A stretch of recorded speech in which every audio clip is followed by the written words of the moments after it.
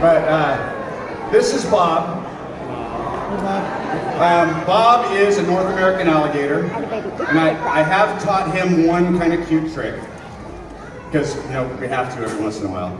Bob, wave. Good boy, right over there. Oh, that's a good boy. This is, I saw you, I see it back in my, oh yeah. I know, hey, that's the point. Most people are like, whoa, scary lizard, gross reptile. A lot of you aren't. A lot of you are like, oh my gosh, that's a beautiful animal, it's very cool. Well, here's what happened. When we first came to this country 450, 500 years ago, we saw that belly skin. And you guys can all have a chance after the program to touch that belly skin. It's amazing. It's one of the greatest leathers in the world.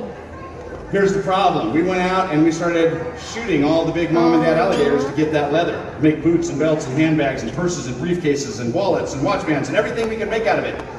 And they almost went extinct. Big deal, so what? Yeah, right?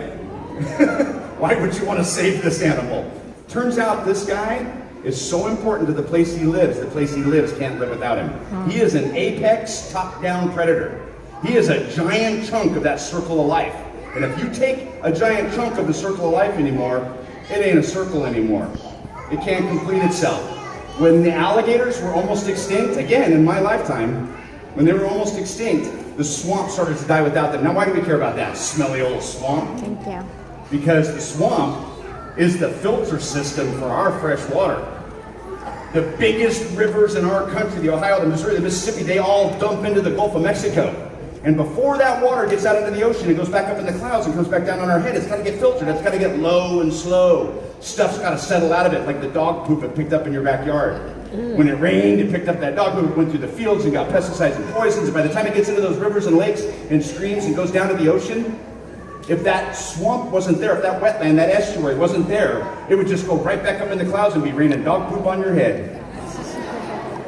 But it doesn't. It gets to that swamp and it gets low and slow where the sun can bake it and purify it, the grasses can oxygenate it, all that dog poop and everything can settle down out of it, and the microbes, little beasties that live in the mud can eat it all and make it into nutrients.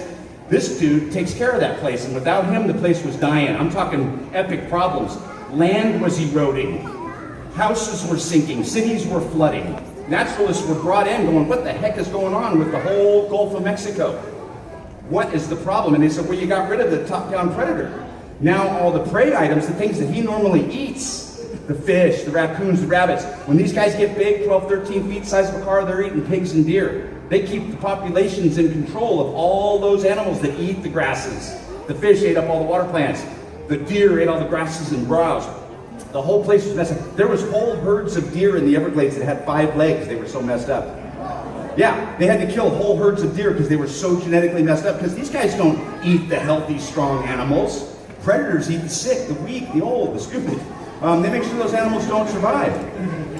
Without them, everybody overpopulated, big problems. So, again, we did that egg snatching thing. Mom lays a nest. You've probably seen this on Animal Planet. They take a bunch of leaves and grasses and they gather it up in a big old pile. They put like 50, 60 eggs in there. And as it decomposes, it incubates the eggs. It's a great system. But the raccoons know where the nest is. And the snakes know where the nest is. And when the little babies hatch, they call the mom. She comes racing over, opens her mouth. The little babies swim into her mouth. Nobody messes with them when they're in her mouth. She can only carry 4 or 5 at a time. She goes over to an area where she's dug a hole in the ground down to water, like a little kiddie pool, spits them in there, and then stands there. Nobody mess with my babies. But then she hears more babies. She has to go get more babies. Birds come down and eat the babies in the kiddie pool. Mom tries really hard, and it's weird for a reptile to be so maternal, but mom tries real hard, and she's only successful in raising maybe 5 out of those 50 eggs. So we took all 50.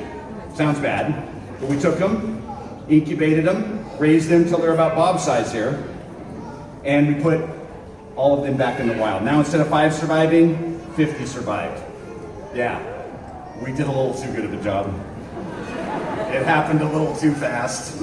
We now have over 5 million alligators back in the wild. Yeah. If you live in Texas, Mississippi, Louisiana, Florida, you look out your kitchen window one morning. Yeah. Good morning. Yeah. This guy's out there walking across your yard. But I think it's kind of cool. We now have alligators that we have to rescue here in California. Who here heard about Chance the Snapper in Chicago last year? Yeah, the alligator that was in the lake they had to catch. Well, that happens here in California all the time. We have one that we had to rescue named Reggie, who was famous down in LA for about 3 years. Nobody could catch him. This guy was actually caught by a fisherman in the Sacramento River Delta. Yeah, right up in our state capital. Looks kind of like a swamp. Somebody probably had him as an illegal pet, let him loose out there. A fisherman by himself. Great story. You can look it up. It's in the papers. Thought he caught a fish, a big fish, and he's fighting and reeling, and he pulled this guy back into his boat. He screamed and he jumped out of his own boat. Maryland and Roo. And Maryland is a red kangaroo, the largest species of kangaroo in Australia. They get to be, the males get to be as big as me, 6 feet tall, 200 pounds. Maryland is going to be walking around too. And the reason we brought these animals from Australia is just to remind you, with all this great news, with all the great stuff we're doing, things happen.